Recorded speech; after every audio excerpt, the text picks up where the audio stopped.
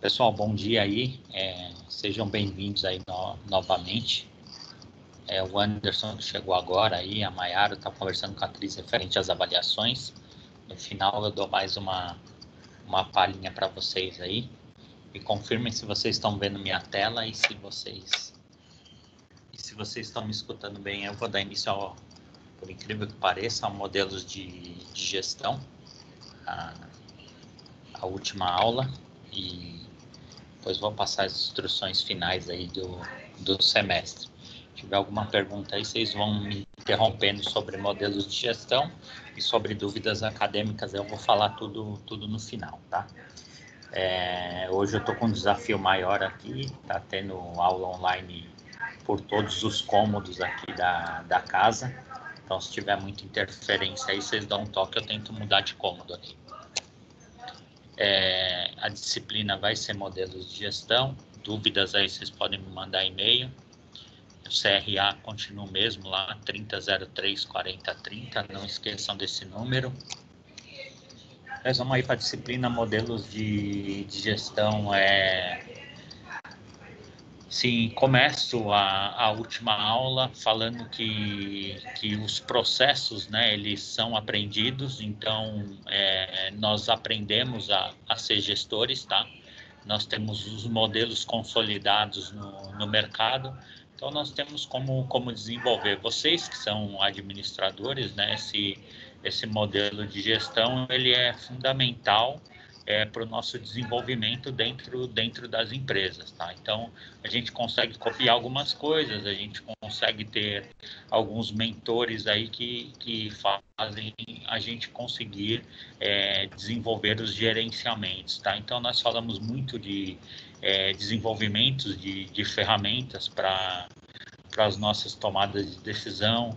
Nós falamos muito da importância das pessoas, né? A gente conseguir fazer esse gerenciamento e esse desenvolvimento de pessoas, o quanto são importantes as pessoas dentro dos processos, né? Então, os gestores, eles precisam ter algumas características, né? Então, na aula de modelos de gestão, a gente veio desenvolvendo isso, percebendo a importância da relação interpessoal com gerações diferentes, né? Porque tudo isso vai ter o quê? Vai ter esse choque dentro das empresas, né? Então, a gente precisa realmente ter essa adaptação desse formato, desse modelo, e principalmente de quem está na gestão, né? Então, a gente fala muito de ferramenta tecnológica, né? Cada geração tá num patamar dessa ferramenta tecnológica. Eu, como gestor, como que eu vou trabalhar com isso? Porque eu sei que a pessoa ela não é tão rápida na tecnologia, mas ela tem outros atributos ali que vai ajudar na minha gestão. Então, tudo isso é percepção, o gestor ele tem que ter essa mão e ele tem que usar as ferramentas de gestão para quê? Para realmente fazer a entrega de resultados, né? Resultado vamos dizer assim, é a nossa vida, né? Não tem boa gestão sem resultado, tá? O resto é só papo furado, não tem como. Se você não consegue ter resultado, né, é que sua gestão ela não foi efetiva, tá? Essa é a grande realidade do que acontece no mercado, não no Brasil, mas no mundo, né? Nós falamos ali na unidade 1 lá dos modelos de gestão e processos gerenciais, né, a evolução da administração e a atuação do gestor, né, nessa evolução. Foi um pouquinho lá, a gente começou falando, né, das gerações, como elas trabalham juntas dentro das empresas. Na unidade 2 ali nós falamos sobre os planejamentos. Na unidade 3 nós falamos da organização e chegamos no final aqui na unidade 4 com a coordenação e o controle.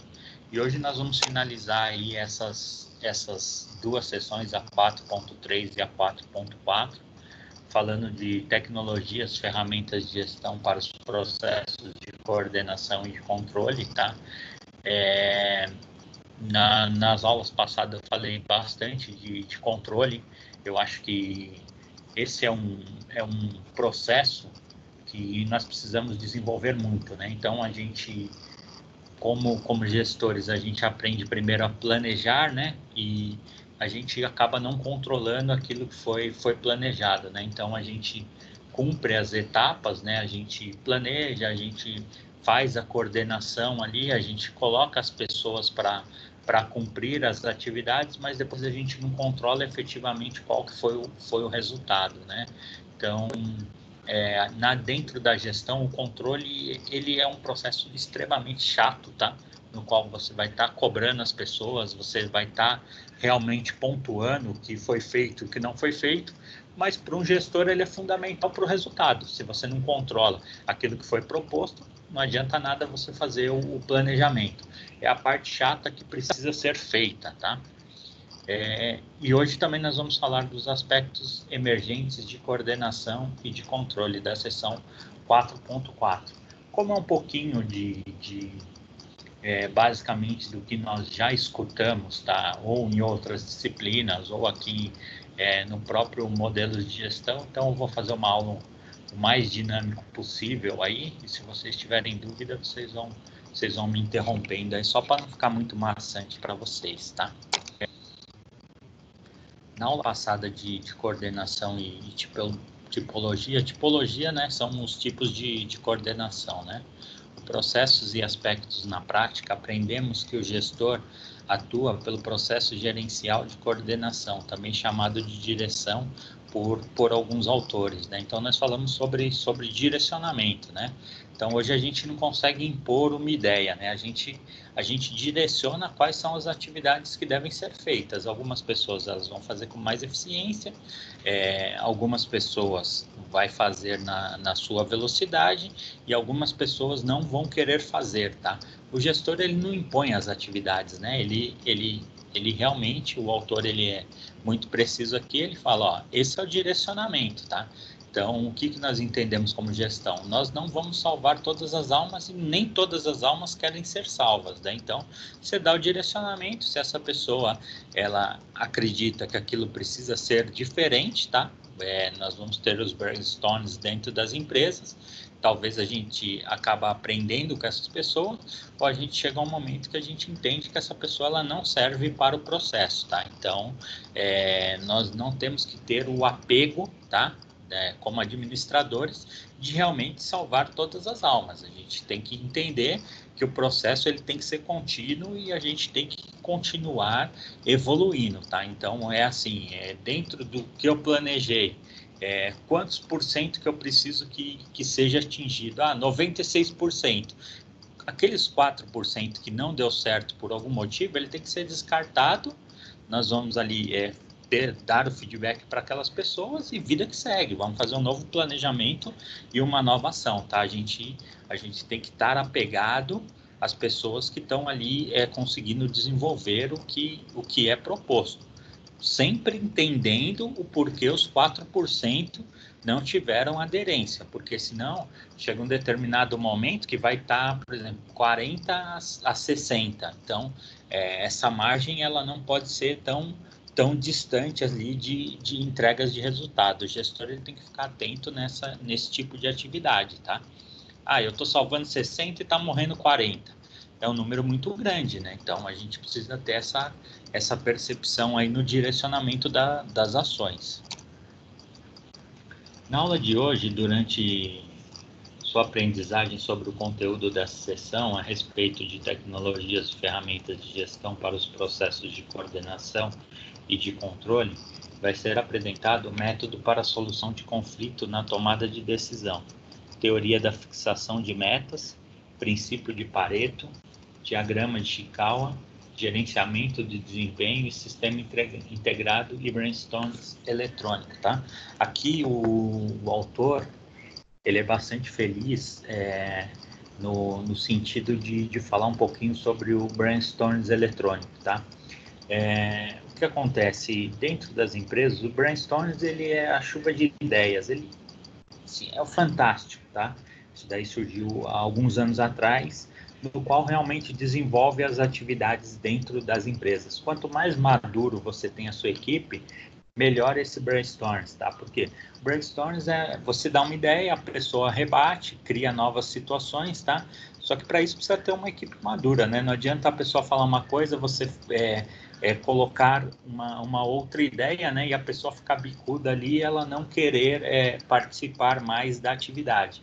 Então, o que foi criado? Com a tecnologia, esse brainstorms ele surgiu de uma forma eletrônica, no qual as pessoas elas passam a dar ideias de forma eletrônica ali por plataformas, tá? E não cara a cara, que eles chamam face a face. Então, isso melhorou o processo, as pessoas que são mais inibidas, elas passam a participar mais. E assim, é o uso da tecnologia como uma ferramenta, né, que foi criada ali no dia a dia para desenvolvimento de ideias, tá? Nunca mais esqueçam o que está escrito abaixo e do lado, né? Em todos os processos gerenciais, existem dois processos básicos, tá? A tomada de decisão e mudança organizacional, tá? Então, de verdade, vocês vão ser gestores a curto prazo, vocês ainda não têm ideia, talvez, dessa responsabilidade, mas a curto prazo vocês vão ter oportunidade de gestão, vocês vão estar ali comandando equipes, vocês vão estar tratando com pessoas. Lembre-se de uma coisa, vocês vão precisar tomar decisões e essas decisões elas vão ter impacto em mudanças organizacionais, tá? Não tem como vocês surgirem disso. Por isso que eu escrevi em vermelho, tá? Para vocês nunca mais esquecerem disso, que em algum momento vocês vão ter que tomar decisão e isso vai trazer mudanças dentro da organização que vocês estão trabalhando. Por que eu trouxe essa reflexão para vocês? Porque a gente não consegue, né, ficar parado como administrador, né? Então a gente vai ter que arcar com essas mudanças organizacionais. E isso é pesado, né? Porque a gente toma a decisão, só que isso tem uma consequência, né? E tá toda a responsabilidade dessa consequência nos gestores, tá? Então a gente tem que pensar muito, a gente tem que ter várias fontes de informações para essa tomada de decisão, porque a gente vai ter uma responsabilidade ali que é o que está acontecendo dentro da organização, tá? Tudo que acontece na empresa está a cargo do gestor. Nós falamos um pouquinho de pessoas, né? Aliás, falamos bastante em todas as unidades, tá? Então, nós temos ali a gestão de conflito. Uma das ferramentas de gestão de conflito que pode ser útil para essas situações é o método pelo qual o próprio grupo busca a solução, atribuindo a uma pessoa, a um subgrupo, o papel de crítico, por meio de 5 passos, tá? Então, o autor aqui, o Williams, ele traz 5 passos aí para a gente minimizar os conflitos, tá? Particularmente, as equipes que eu fiz gerenciamento, normalmente eu não fico criando uma relação de resolver todos os problemas dessas equipes, tá? Normalmente eu deixo a corda um pouco frouxa para eles em algum momento realmente resolverem, tá? Eu tento visualizar a pessoa que é mais madura naquele imbróglio que está tendo naquele momento e normalmente pelo direcionamento dessa pessoa eu tento resolver os conflitos, tá? E isso acontece em grupos que não sejam aí pessoas de mais idade, pessoas com mais idade, pessoas em grupos mistos, tá? O conflito ele está muito embutido dentro da relação de grupos dentro de trabalho, tá? Nós estamos aumentando isso com política, com algumas discussões aí adicionais que vem acontecendo no mundo, tá? As pessoas elas ficaram muito radicais nos seus pontos de vista e isso gera conflitos, inclusive dentro das empresas. E falo mais, se o grupo ele é mais veterano, esse conflito ele pode ser até maior, porque assim as opiniões elas são mais consolidadas e embasadas em fatos históricos, tá? Em coisas que a pessoa adquiriu ali dentro do processo. Então, não é simples, tá? Essa gestão de conflitos é bastante complexo aqui e está na mão também aí dos gestores administrativos, tá? O autor ele traz 5 pontos aqui. Gerar uma solução potencial dessa atividade, né? Do que pode ser solucionado, nomear um crítico e questionador da solução. Isso daqui a gente tira, né, a gente do foco principal e coloca alguma pessoa ali que já tem essa mão para manusear esse tipo de situação, né? Apresentar a crítica da solução potencial para os principais tomadores de decisão, colher informações adicionais relevantes, né? A gente precisa saber, né? Quais são os fatos que estão gerando aqueles conflitos, né? Decidir pela aplicação, alteração ou não aplicação da solução proposta originalmente. Então, em algum momento, a gente vai ter que tomar algumas decisões ali para a gente conseguir realmente resolver esse conflito, tá? Volto a falar, é complexo, porque cada conflito ele vai ter uma nova situação, tá? Eu não vou conseguir resolver todos os meus problemas, não tem um método, né? Que eu falo assim, ó, haja dessa forma, quando tiver esse tipo de conflito entre duas pessoas, isso vai ser resolvido. Não é dessa forma que o processo acontece, tá?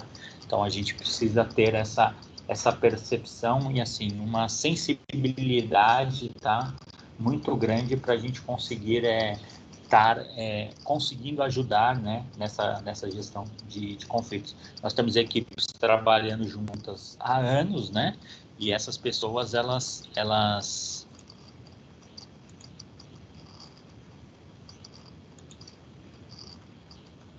nós temos equipes trabalhando há anos, né, e essas pessoas elas não se falam, por exemplo. Então tem coisas assim que têm impacto muito grande, né, nas equipes. As pessoas não se falam. Como a gente vai fazer um brainstorm cara a cara, por exemplo? O próprio gestor ele já acaba evitando esse tipo de atividade, né? Como eu vou colocar duas pessoas para trabalhar junto em um projeto, por exemplo? Então, tudo isso tem que ser pensado. A partir do momento que eu não consigo resolver um conflito, tá? Que seja o mínimo possível, das pessoas pelo menos se cumprimentarem. Como que eu vou pedir para elas fazerem um projeto juntos, por exemplo? Então, aí o gestor tem que fazer subtarefas, né? Então, montar grupos específicos. Então, assim, são várias picuinhas que vão surgindo nesse processo se a gente realmente não dar conta, tá? Ah, professor, você falou que você tenta passar isso para o grupo, né? Para eles tentarem resolver. É verdade, só que até um determinado ponto, né? Quando começa a impactar nas atividades, lembrando que eu falei, né? Sempre eu vou entender ali a pessoa que tem uma percepção mais similar à minha atividade, né? Para eu conseguir entender o porquê que aquilo está acontecendo. E aí depois essa pessoa eu vou pedir para ela tentar resolver com aquela pessoa. Se não resolver de forma nenhuma, aí efetivamente eu vou ter que buscar outras soluções. O que eu não posso é deixar aquele conflito continuar dentro da minha equipe, tá? Em algum momento ele precisa ser resolvido. Para mim é muito simples. A partir do momento que teve um choque numa atividade que precisou ser feita, que teoricamente estariam essas duas pessoas, ou 3, ou 4, ou 5, que eu vejo que vai ter impacto na atividade, eu chamo todo mundo e falo, agora chega, teve um tempo aquele processo, só que a partir de agora a gente está numa empresa, precisa ser profissional, a atividade precisa sair, o pico de um foi maior que o outro, mas a partir de agora a gente precisa realmente colocar a atividade em dia e ter o convívio mínimo aí da relação. Mas volto a falar, não é um processo tão simples, tá? Na teoria é mais fácil. Na unidade 3, estudamos sobre a ferramenta de brainstorm. Hoje vamos falar do brainstorms eletrônico, que é capaz de gerar um grande número de soluções e alternativas e suplanta as desvantagens associadas ao brainstorm face a face, tá? Foi o que eu comentei, né? A gente passar as ideias, os nossos posicionamentos sobre as atividades cara a cara é um pouco mais difícil. Às vezes a gente tem um gestor que você fala A e ele fala B, C, D, E e F, então fica mais difícil de a gente se posicionar em algumas situações, tá? Então o brainstorming eletrônico ele traz essa atividade aí de realmente desenvolvimento das atividades, não só do que está sendo feito ali, mas de novas ideias do que pode ser feito, tá? O método é o mesmo do original, só que feito em uma plataforma informatizada. Veja algumas vantagens de utilizar essa ferramenta. Os membros não precisam esperar sua vez para expressarem suas sugestões. As ideias são expressadas no momento que ocorrem, evitando esquecimentos. Reduz o receio de sofrer críticas diretas às ideias e pode utilizar o anonimato, tá? Então, o brainstorm, o que ele traz? Se eu tive uma ideia lá, eu estava no ônibus e tive uma ideia. Você entra na plataforma e escreve, né? Então, fica muito mais simples do que você guardar tudo para uma reunião semanal, para depois você estar expondo aquela ideia ali. E às vezes você teve uma ideia, né? Que aí seu amigo foi e já comentou aquela ideia, né? Então, você acaba não comentando ali. Às vezes tem uma pequena diferença na sua ideia que pode ser o pulo do gato ali de uma nova atividade dentro da empresa. Então são pequenos detalhes aí que o Brainstorms Online ele traz para a gente, tá? É bem bacana, interessante. Que eu vou falar de uma ferramenta, uma percepção que eu tenho, tá? Eu até escrevi ali, comecei como o mundo do administrador, né? Nós temos ali uma ferramenta de gestão bastante útil para o processo de tomada de decisão, que é o princípio de Pareto, tá?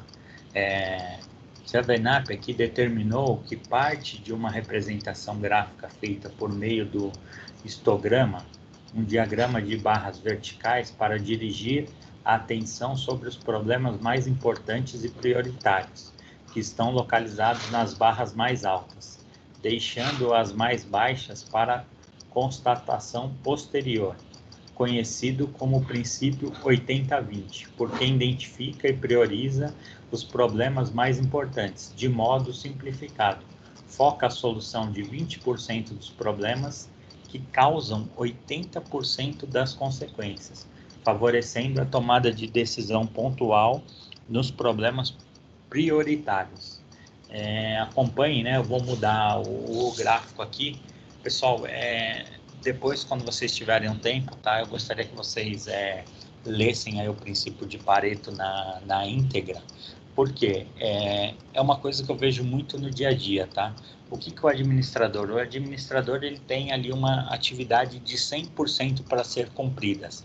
Só que se ele resolver 20%, tá? Que é o que diz aqui o princípio de Pareto, se ele resolver 20% que é realmente importante na atividade dele, os 80% de causas que seriam por essa atividade de 20%, ele não vai ter, porque realmente ele entrou ali no dia dele ali, para compor as 8 horas dele de trabalho, 10 horas de trabalho, e ele solucionou o que era principal, tá? Com isso, ele resolve o quê? Os outros 80% do que surgiriam de situações se ele resolver os 20% de problema, tá? Então, por isso que eu escrevi, o nosso mundo é o quê? Nós vamos ter vários tipos de problema que consolidam 100% de atividades nossas durante o dia. Só que se eu for efetivo em 20% do que é importante da minha atividade, os meus 80% eles vão ser reduzidos a quase nada, tá? Por isso que eu gosto muito aí do princípio de Pareto diretamente para a administração, tá? Então, efetivamente, eu tenho várias coisas para fazer durante o dia. O que é importante eu fazer? O que é importante eu fazer é os 20%. Então, é aquilo que eu preciso fazer, tá? É aquilo que eu tenho que fazer o mais rápido possível. Para quê? Para não gerar impacto nos outros 80%. Então, eu vou deixando o dia passar, tá? E eu estou fazendo vários tipos de atividade. Só que eu não sei o que é importante, o que vai ter outros tipos de impacto.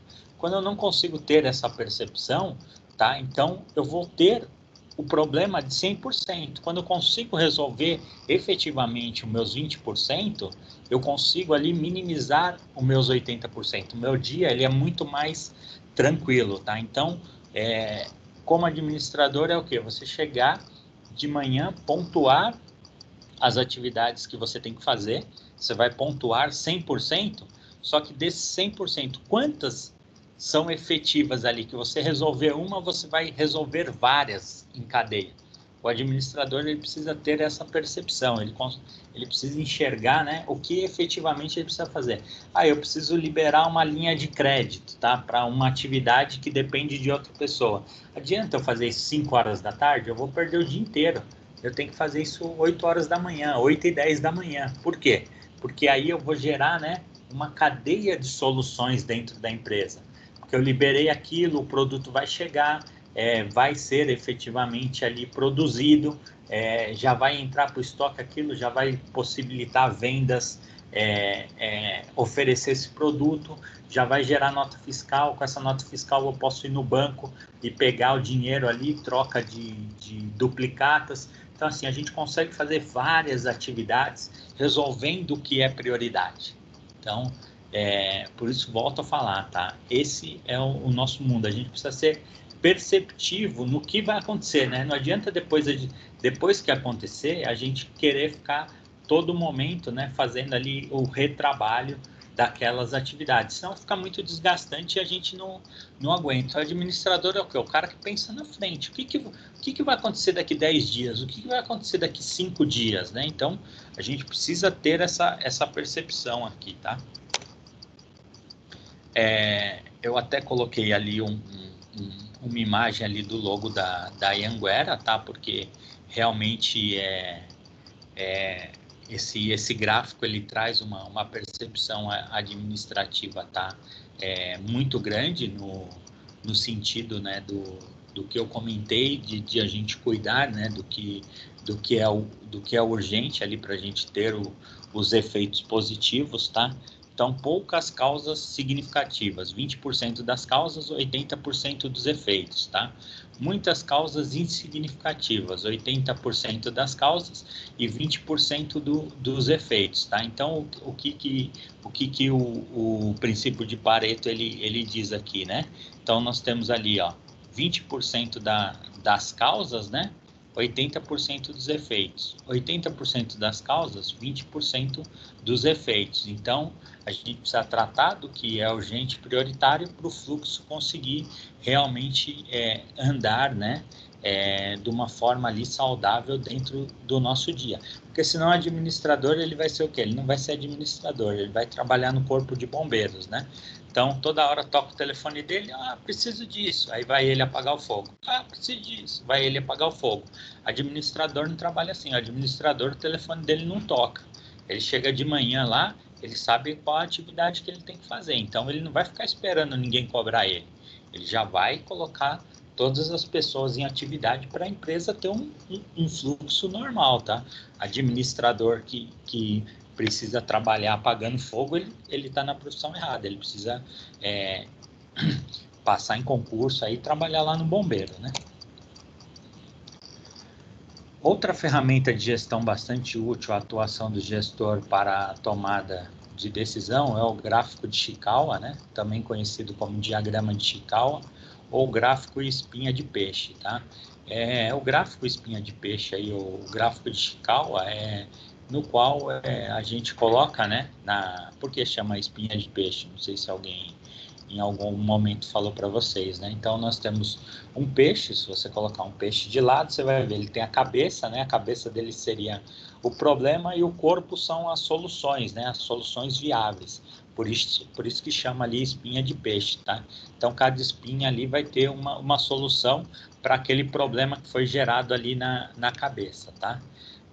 Criado ali por Chikawa, né? O diagrama que tem a forma de uma espinha de peixe é um gráfico cuja finalidade é organizar o raciocínio e a discussão sobre as causas de um problema prioritário, tá? Aqui o autor ele não trouxe um peixe, mas ele trouxe mais ou menos a ideia, né? Então, como eu falei, Na cabeça do peixe ali, nós vamos ter uma situação, tá? O autor, ele trouxe um problema aqui, a problemática são as reclamações dos passageiros da Air Pindorama, tá? Então, tem reclamações dos passageiros, e ali eles citam, né, quais que são os problemas: check-in, equipamentos, né, serviços e outras causas. E dentro disso, né, nós como equipe, nós vamos ali tentando solucionar, né? Então, qual que é o problema? Atendentes desinformados, tá? Overbook, que é o avião tá cheio, né? Equipamentos, aviões velhos e mal conservados, pouco espaço para os passageiros, né?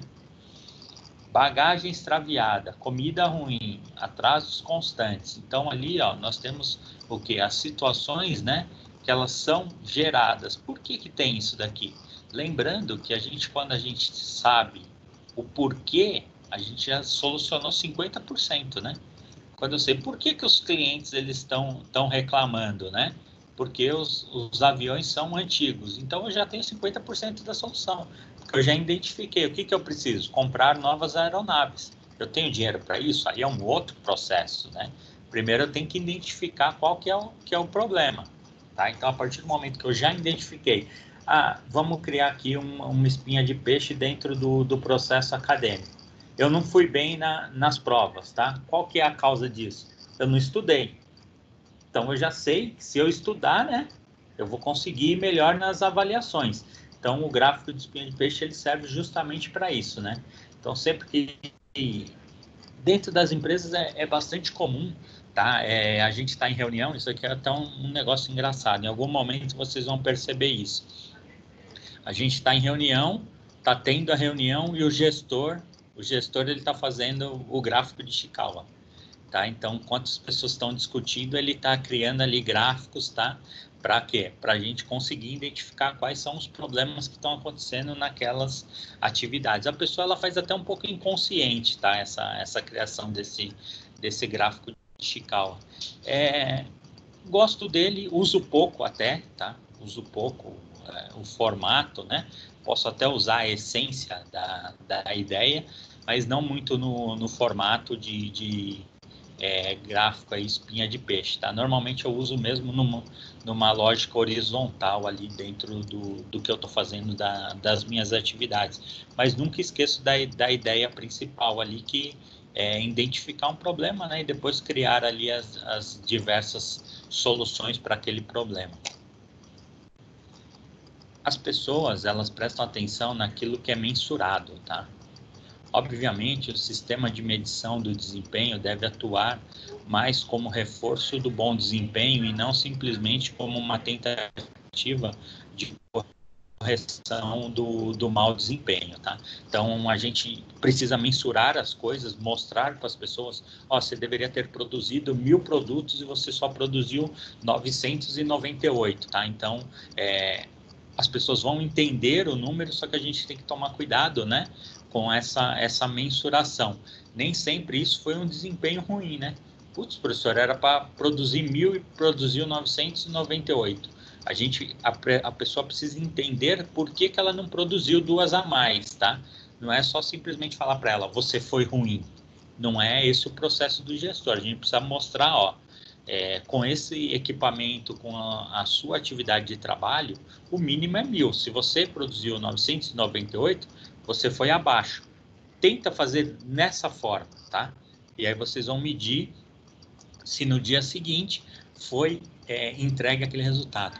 Pessoal, o que acontece? A gestão antes era muito mais fácil ser feita. Por quê? Porque as diferenças eram gigantescas, tá? A gente falava de números, era para produzir 1000, a pessoa produziu 500.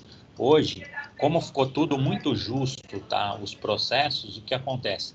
Hoje é medido por diferença de 1, 2 situações, tá? Então, os gestores, às vezes, ele vai mostrar esse resultado. Uma pessoa conseguiu 97%, eu consegui 96%. Porém, você foi segundo, tá? Então, hoje, os processos, eles ficaram muito críticos nesse sentido, tá? Como nós temos muitas informações para as tomadas de decisão, ficou muito justo, tá? Então, E isso também é um processo complexo de a gente ficar administrando no nosso dia a dia, ali a nível administrativo, tá? É mais ou menos assim, o menino tirou 9,5 e seu filho tirou 9,4. Ah, mãe, mas tá bom, né? Mas teve um melhor, tá? Quando a gente fala de resultado, o 9,5 é que subiu no pódio e pegou medalha de ouro, tá? Então, a gente precisa entender isso daí. Só que como que eu vou falar para o meu filho, né? Como que eu vou mostrar isso para ele? Eu tenho que mostrar que ele deve estudar de uma outra forma, né? Ah, então vou te ajudar a fazer um resumo. Então a gente precisa melhorar, né? As formas, as atividades para a gente conseguir melhorar esse resultado. Nós temos muitos gestores só entregando números, né? Aqui, vocês não bateram a meta, vocês não fizeram isso. Não serve. Como que vocês vão bater a meta? Façam o processo dessa forma. As pessoas precisam ser ensinadas, tá? Então, quando não deu resultado, tentem fazer de outras formas. Provavelmente a gente vai conseguir atingir os objetivos, tá? Os autores aqui são 3, né? Sugerem algumas atitudes para os gestores em relação ao gerenciamento do desempenho, tá? Manter uma documentação contínua do desempenho do seu pessoal, né? As pessoas elas precisam ser informadas, né? Não adianta passar um ano, por exemplo, de uma meta de vendas, no final do ano você querer discutir a meta com as pessoas, né? Então, é quinzenal, é mensal, como que vai ser? É semanal? Esse processo, né? Para as pessoas conseguirem medir e conseguirem evoluir e melhorarem os processos, né? Usar também medidas baseadas em comportamentos, combinar padrões relativos e absolutos, utilizar múltiplos indicadores, tá? Isso daqui as empresas estão fazendo bem, cada vez tem mais software, aí tem várias formas de assistência para sua tomada de decisão. O que está mais na mídia, e podemos dizer, é o Power BI, né? Que ele consolida aí as informações das empresas, né? Então, ele é um gerador de informações aí para as nossas tomadas de decisão, tá? Quem nunca ouviu falar aí pode também fazer uma pesquisa, depois eu escrevo ali para vocês. É uma ferramenta que consolida várias informações das empresas, e hoje ela está sendo utilizada aí já por um grande número de empresas, tá? Nós temos a ferramenta aqui na empresa, né? E ela realmente ela ajuda aí nas nossas avaliações, né? Avaliar seletivamente, né? Capacitar-se para avaliação do desempenho, ouvir o que os funcionários têm a dizer, né? Identificar os problemas, esclarecer alternativas, elaborar planos de ação a partir das conclusões e atuar com ética, né? Eu não sei se eu passei para vocês plano de ação. Foi para vocês que eu mostrei uma planilha de plano de ação? Acho que foi para o noturno. Vocês estão aí ainda? Sim, eu tô e eu não lembro não, professor. Não sei se foi Vamos ver algo aqui. que eu faltei. Eu vou mostrar para vocês.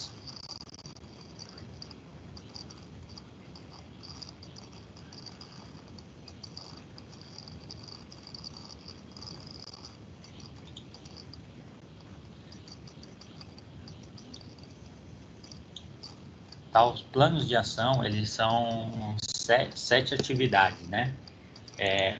O que será feito, qual que é o resultado esperado, ponto fraco e ameaça identificada, ação resolutiva, a pessoa responsável, definição de data, breve relato semanal e o status atual.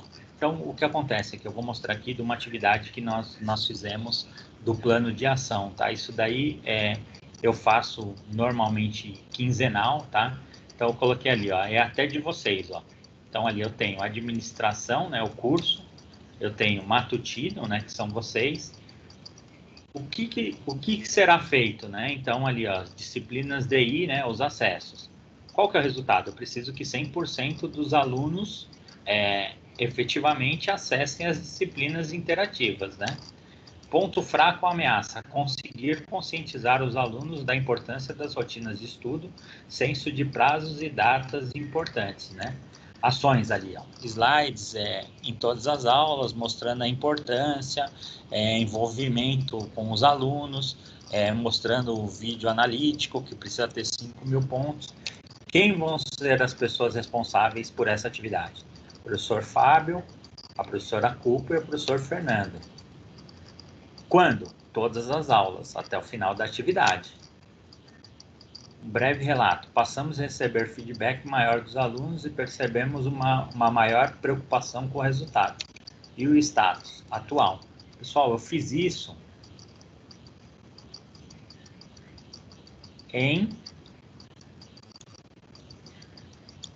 45 situações, tá? Então, plano de ação é o quê? Eu conseguir resolver todas essas atividades aqui, ó. Então, eu não vou simplesmente falar, eu vou fazer algo desse tipo ou tudo igual para todos. Na verdade, o que eu vou fazer? Eu vou identificar, né? Qual o resultado que eu preciso, qual o tempo, quem é a pessoa, o porquê que aquilo está acontecendo, tá? Então, é assim, volto a falar, a gente, como gestor, a gente realmente precisa estar usando as ferramentas, tá? Quando eu falo para vocês assim, precisa ser feito um plano de ação, a gente precisa usar lá o gráfico de Chical, a gente precisa... Por quê? No nosso dia a dia ali, a hora que o bicho pegar, a gente vai ter que usar essas ferramentas, tá? Agora vocês estão aprendendo tudo de uma vez, né? Vocês não colocam esses processos em prática. Em algum momento, o que vocês vão fazer? Isso aconteceu comigo também. Eu me formei lá em 99, que foi a primeira formação em administração, e eu comecei a usar essas fontes de informação mais ou menos em 2003. Já tinha passado 4 anos da atividade ali da educação, né? Que eu tinha aprendido as ferramentas. O que eu fiz? Eu retornei, né? E depois eu comecei a pesquisar novamente. Para vocês terem ideia, o gráfico de Chical, lá, meu professor me ensinou. Tá? Nos anos 90, meu professor me ensinou e não mudou a ferramenta. A gente continua usando ainda e vai usar por muito tempo. Talvez isso daí passe por um processo tecnológico. Mas dentro, né, da sua atividade ali, você só vai mudar, né? A base que antes eu fazia tudo no papel, hoje eu faço no computador. Tá? A ideologia do processo, ela não muda, tá? Muda a ferramenta de você executar isso daí.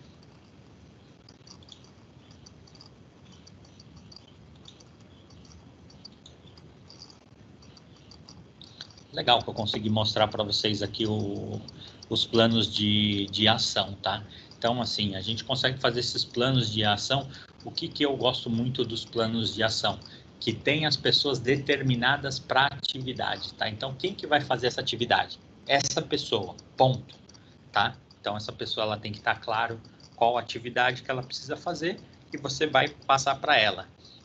Vocês viram ali que num processo teoricamente simples, né? Que envolve aí os meus cursos, né? Eu tive que fazer 44 planos de ação. Então, sempre que eu fiz esse plano de ação, eu envolvi, né, as pessoas que estão ali participando desse processo. Então, eu disparei para as pessoas essas informações e, teoricamente, elas estão me ajudando. E após eu ter feito o plano de ação, o resultado disparou, melhorou muito, tá? Então, o plano de ação, eu percebi que ele é muito efetivo, tá? A partir do momento que a gente realmente começou a mostrar para o aluno, fizemos vídeos, os professores começaram a falar da atividade, o resultado melhorou. E a mesma coisa que acontece dentro das empresas. Discentes, o emprego de tecnologia e ferramentas de gestão possibilita ao gestor escolher a melhor opção para ajudá-lo na solução dos problemas organizacionais que enfrenta, conforme o contexto apresentado como recurso gerencial efetivo e prático, tá? Chovendo molhado aqui, tá? A tecnologia ela vai nos ajudar. Não tem como hoje fazer gestão sem tecnologia. Hoje é fundamental, tá? Qualquer empresa ela vai usar a tecnologia. Hoje aí com esse processo de pandemia, eu fui comprar um produto aqui interno dentro do condomínio e a pessoa ela veio com um celular, né, e uma maquininha ali com uma operação financeira, né, no qual já foi creditado direto na conta dela ali. Então, para vocês perceberem, né, que o uso da tecnologia, aí a gente não tem como fugir desse processo. A pessoa me entregou um produto de R$ 7, eu peguei com o meu cartão, tá? Eu não tinha trocado, não tinha trocado 10, tá? Não, vamos falar, professor, não tinha trocado porque ele só tinha uma nota de 100, era R$ 10, aí para a pessoa não voltar, eu passei o cartão e ali caiu na conta na hora ali, até porque professor, vocês sabem que nem conhece qual é a cor da nota de R$ 100, né? Pessoal, alguma dúvida até aqui? Posso seguir aí, posso ir para o capítulo 4.4? Acho que tá bem básico aí a comunicação, né? Se tiverem dúvida aí, vocês vão me chamando, tá? Tudo aqui, professor. Beleza. Vocês estão com sono, né? Segunda-feira não é fácil, viu? Não, até que não. Nossa, o pique da segunda-feira. Aí sim, hein? Eu, como fui dormir 3h30, não foi fácil acordar 6h30, mas vamos lá. Deus me Daqui a pouco dá sono, aí eu vou segurar para não dormir durante o dia, senão acontece tudo de novo. Deus me livre. Eu fiz esse 5W2H na aula da Cintia até. E é bem interessante. A gente teve que fazer um trabalho. O meu grupo ficou com o de Ishikawa, se eu não me engano. E aí o professor Paulo, eu pedi ajuda para ele, uma dica, né, que eu estava fazendo. Ele perguntou o que eu estava fazendo na sala, fazendo errado, né? Fazendo uma lição que não era da matéria dele. Aí ele foi e me deu a dica, ele me explicou, fez na lousa lá tudo bonitinho para mim. Depois eu fui entender melhor. Aí eu usei esse plano estratégico de 5W2H e achei bem bacana. Mas muito, porque o principal dessa atividade é que realmente você coloca os pontos, né? Você coloca os aspectos ali que precisam ser cumpridos e qual que é o resultado e quais são as pessoas que estão envolvidas dentro do processo, né? E isso basicamente traz resultados, tá? Quando a gente faz aqui, que nem eu tô fazendo do processo dentro da educação, né? Então, é assim, é claro que a gente vai incentivar vocês fazerem as atividades, a gente vai mostrar os pontos, só que assim, vocês vão fazer também se vocês quiserem, certo? Então, assim, é mais difícil de medir o resultado. Agora, dentro das empresas ali, por exemplo, é um processo de produção. Quando eu envolvo, né, que eu entendo qual que é o processo, a chance de eu atingir 100% no resultado é bastante grande. Tá? Então, realmente funciona, né? As ferramentas funcionam, né?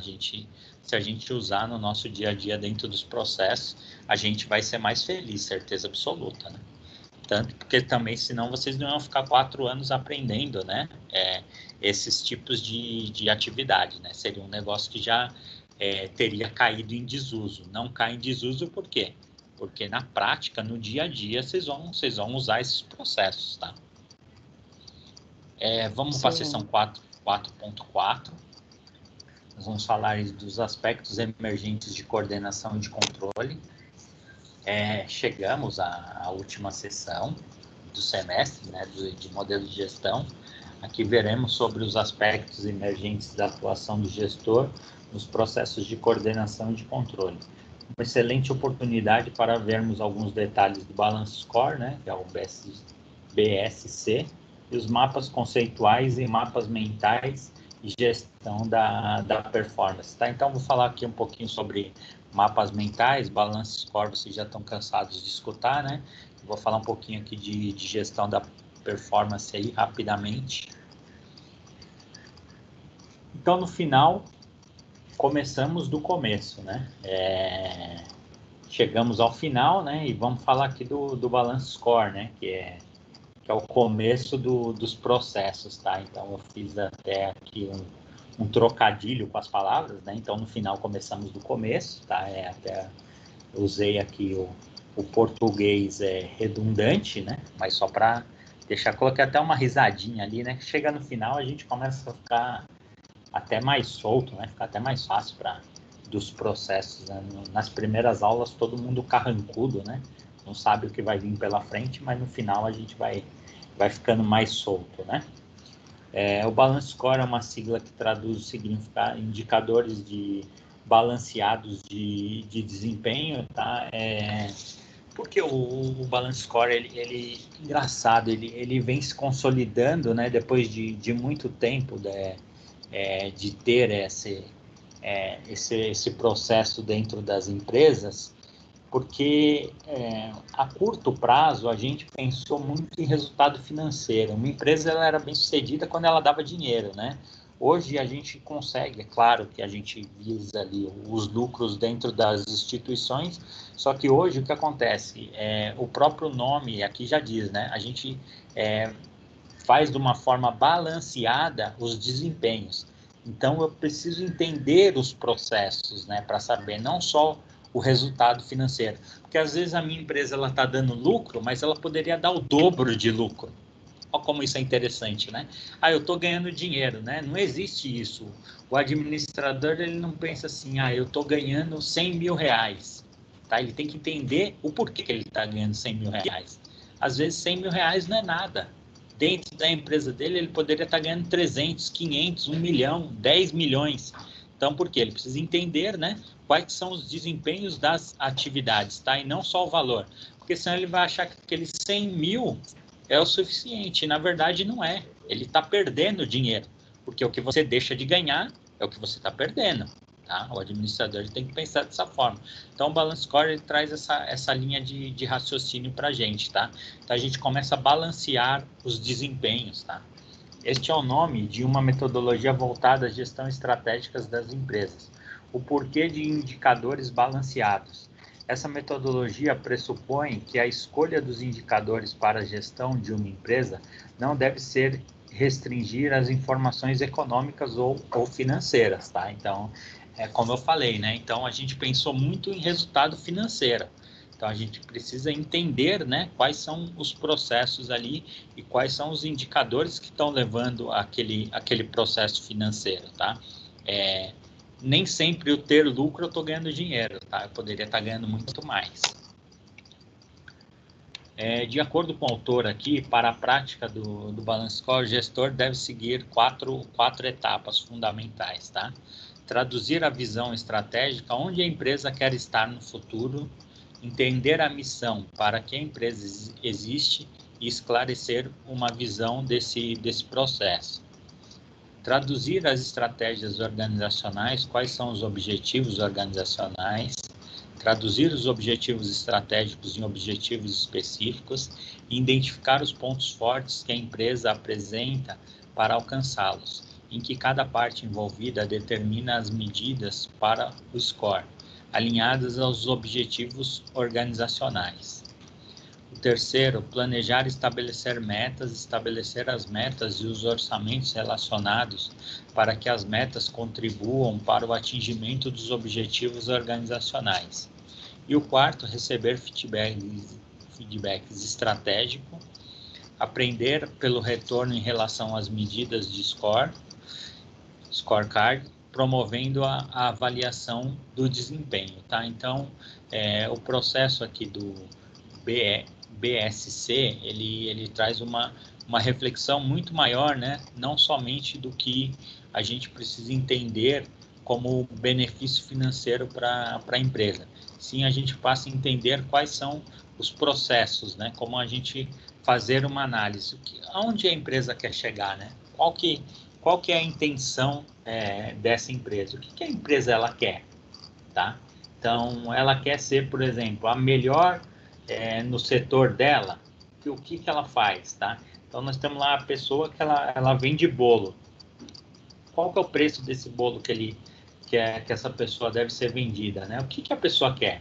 Ela quer ser o melhor bolo do Brasil? Ela quer ser o melhor bolo de Pirituba?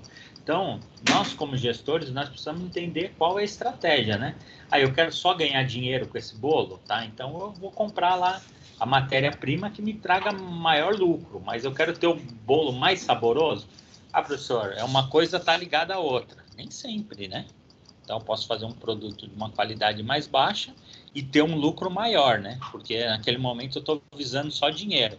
Então, eu preciso entender, né? Qual que é a estratégia dentro do meu negócio, né? Eu preciso ter as metas definidas, né? Eu preciso ali ter um feedback das estratégias que foram consolidadas. Então, tudo isso, né? A gente ali como gestor, a gente consegue fazer essa avaliação dentro do processo, né?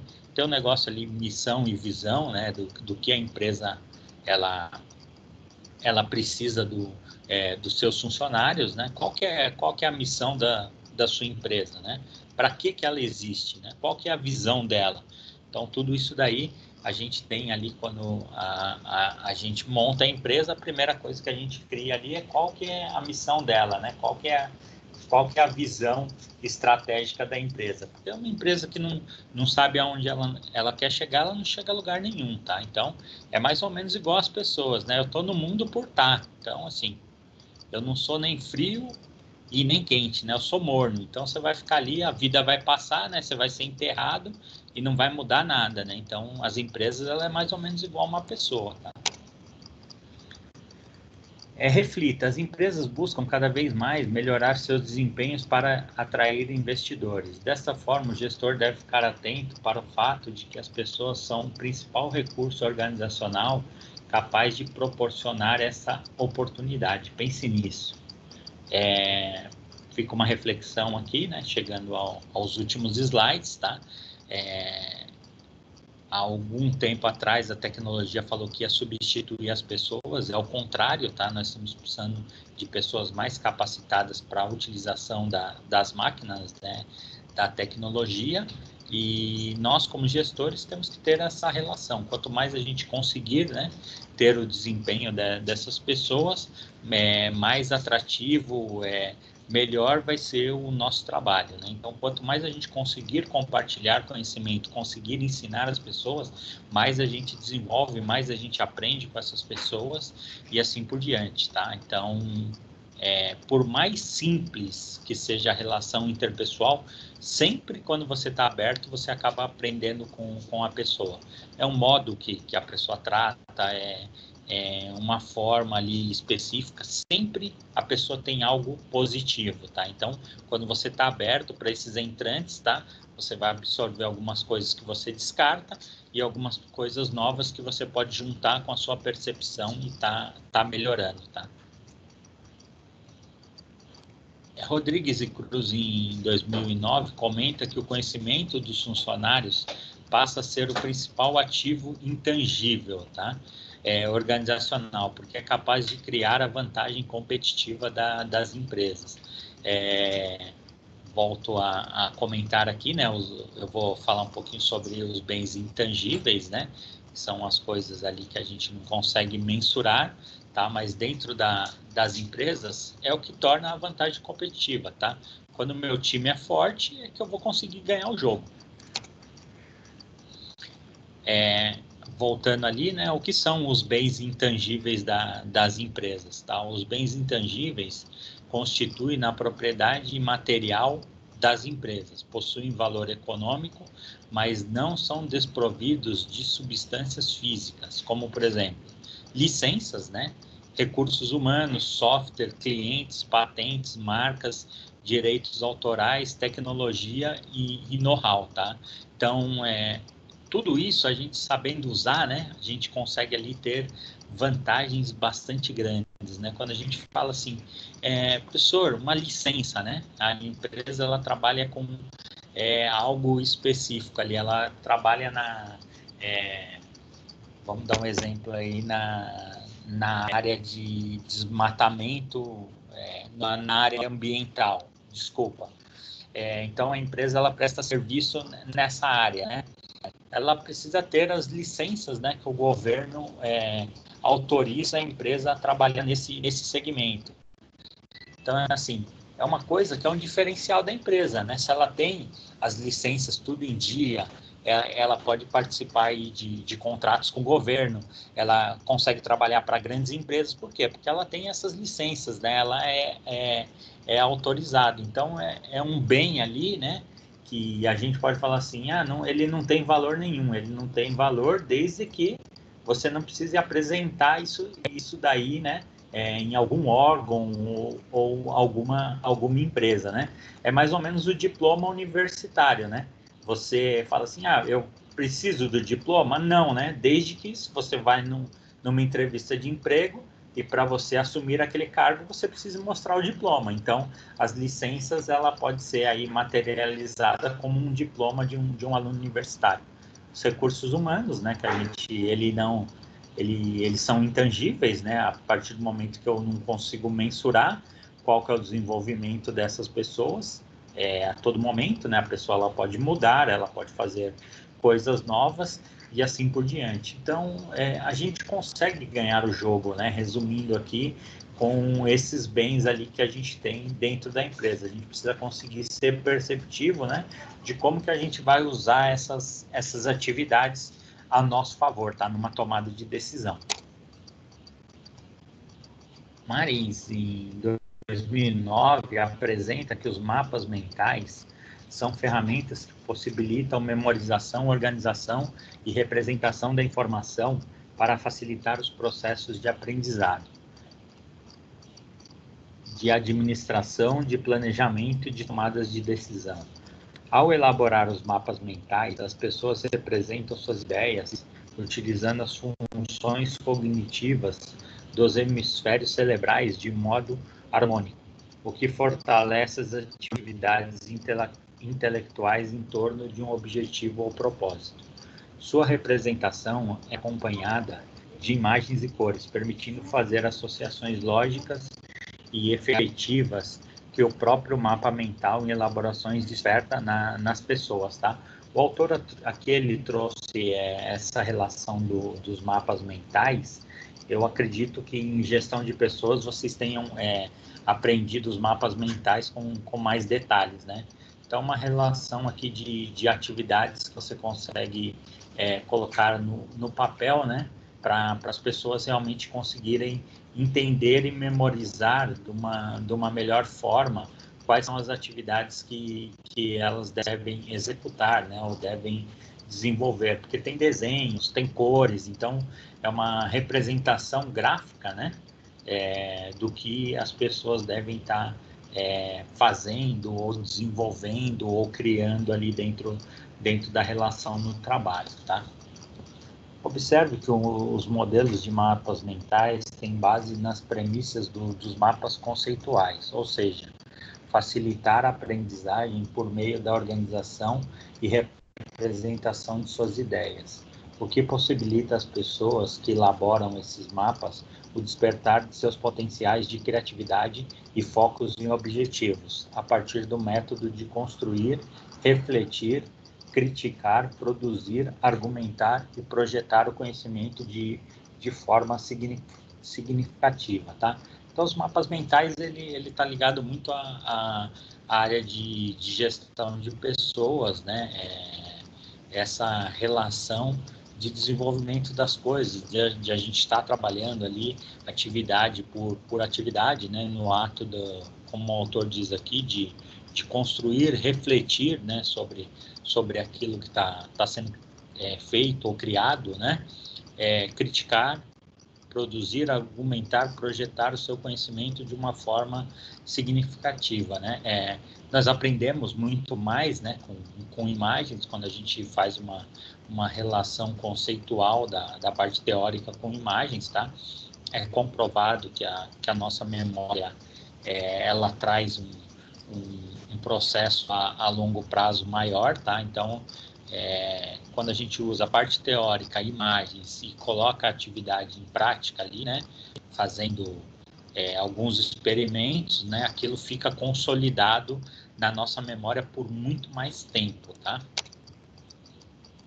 O gestor moderno cada vez mais atua utilizando tecnologias e ferramentas de gestão úteis à aprendizagem e ao desempenho das pessoas, que consequentemente contribuam para a capacidade da organização de melhorar seu desempenho continuamente e criar valor organizacional. Assimile, acredito que é o último. Os gestores modernos buscam por modelos de gestão voltadas para a valorização dos ativos intangíveis como um meio de melhorar a performance, principalmente os relacionados às pessoas, como capital intelectual e gestão do conhecimento. Com essa mesma capacidade, a gestão da performance está diretamente ligada ao balance score, tá? Então, o último aqui, né? O último slide da aula de modelos de gestão, tá? Então, eu deixo aqui para vocês essa informação, né? Que a gente precisa ter ali a relação interpessoal, ela bem definida, tá? Não, eu sempre falei em várias unidades, tá? Não é o gestor bonzinho. O gestor, ele tem que pontuar as coisas, ele tem que saber qual que é o direcionamento, tá?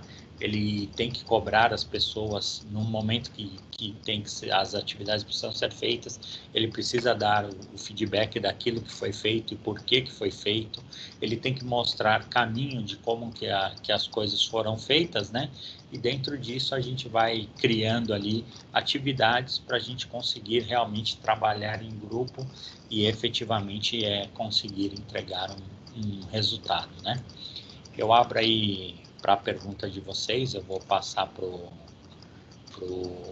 recado paroquial aqui, eu vou dar só algumas instruções aqui a curto prazo para vocês, tá?